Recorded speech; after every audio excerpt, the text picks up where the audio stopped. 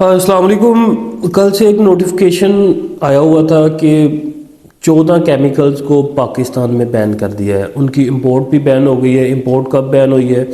और उन केमिकल्स को क्यों बैन किया गया, क्या उनके अल्टरनेट केमिकल्स मार्केट में मौजूद है, किसान भाई को परेशान होना ज़रूरी है या नहीं होना, पेस्टिसाइड्स वाले जो है वो इसका क्या अपने प्रोडक्ट्स को किस हिसाब से देख रहे हैं। तो आज हम इसी टॉपिक के बारे में बात करेंगे कि ऐसी कौन सी सिचुएशन बनी है कि हमें इन केमिकल्स को बैन करना पड़ा और क्या हमारे जो मार्केट में इनके अल्टरनेट्स केमिकल्स मौजूद है। तो अगर हम बात करते हैं इंटरनेशनली, तो इंटरनेशनली जो चीज़ें वो फूड खाते हैं, जो बाहर की दुनिया वाले लोग हैं, उनका एक मेजरमेंट है कि हमारी जो फूड है, हमारी जो खुराक है, उसके अंदर स्प्रे के जो असरात हैं, स्प्रे के बाकियात हैं, वो बिल्कुल मौजूद नहीं होने चाहिए। और हमारी अगर हम इसकी पाकिस्तान की बात करते हैं तो पाकिस्तान में जो पेस्टिसाइड का लेवल है वो बहुत ज़्यादा, उसके अंदर रेजिड्यूज पाए जाते हैं कि इतना इधर अच्छा अभी मैकेनिज़्म डेवलप नहीं हुआ, लेकिन इंशाल्लाह इस पे भी काम हो रहा है कि आने वाले कुछ सालों में आप देखेंगे कि पाकिस्तान में भी जो है ना वो हमारी जितनी भी खुराक है वो पेस्टिसाइड रेजिड्यू से पाक होगी, क्योंकि हम जो है वो सेफ़ पेस्टिसाइड की तरफ जा रहे हैं। तो इसमें जब हमारा इंडिया की जो बासमती की एक्सपोर्ट है, जैसे ही वो बंद हुई, उन्होंने चावल बेचना बाहर बंद कर दिया क्योंकि उनके ऊपर भी रेजिड्यूज आ गए थे। तो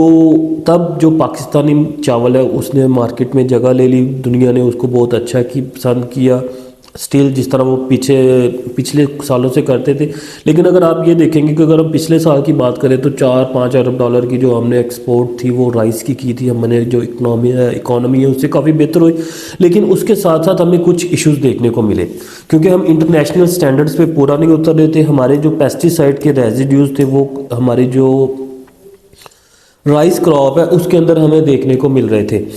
तो कौन कौन से केमिकल्स थे जिसमें अंदर वो थायमथॉक्सम था, सीटामैपड था, ट्राइएजोफास था, कार्बोफ्यूरॉन, इस तरह के थायोफ्नेट या कार्बेंडाजम,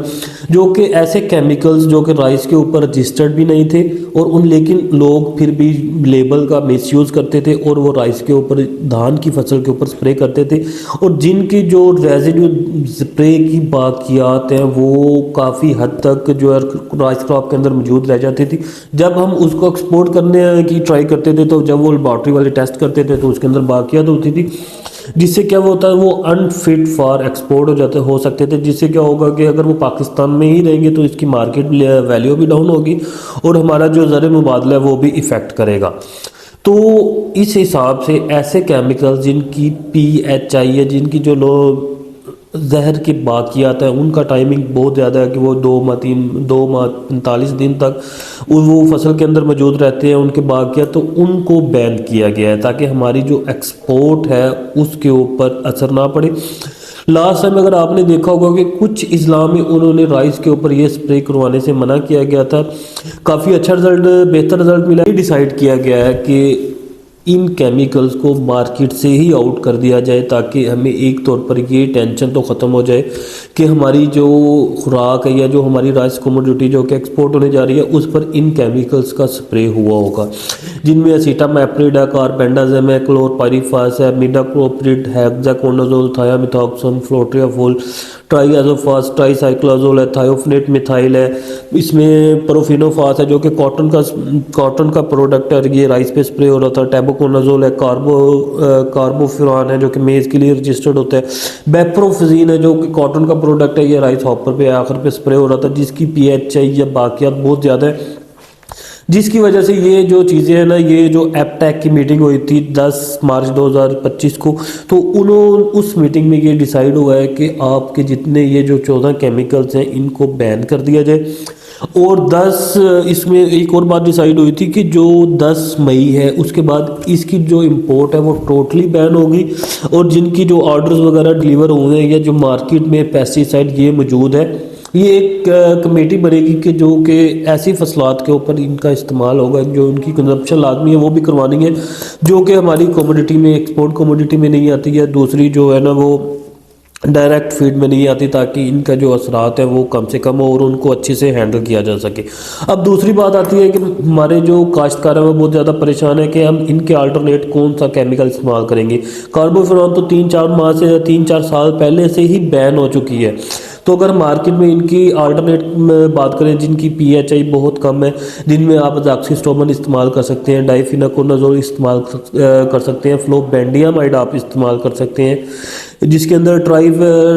ट्राइफ्लोमेज़ोपाइराम है, ये आप इस्तेमाल कर सकते हैं। अगर आप क्लोरेंट्रानिलीप्रोल इस्तेमाल कर सकते हैं। उसके बाद डाइनोटिफ्यूरान, अपने सीटामैप्रिड की जगह पे डाइनोटिफ्यूरान इस्तेमाल कर सकते हैं। पाइमेट्रोजीन है, बहुत अच्छे इसके रिजल्ट आते हैं, वो आप इस्तेमाल कर सकते हैं। उसके अलावा डाइनोटिफ्यूरान और पाइमेट्रोजीन का मिक्सचर भी मौजूद है, ये भी आप इस्तेमाल कर सकते हैं। स्पिनोसेड है, फ्लोनिकामिड है, जिसका आपके एफर्ट पे बहुत अच्छा रिजल्ट है। उसके बाद आपका जो जैसिड है उस पर बहुत अच्छा रिजल्ट है। उसके बाद आप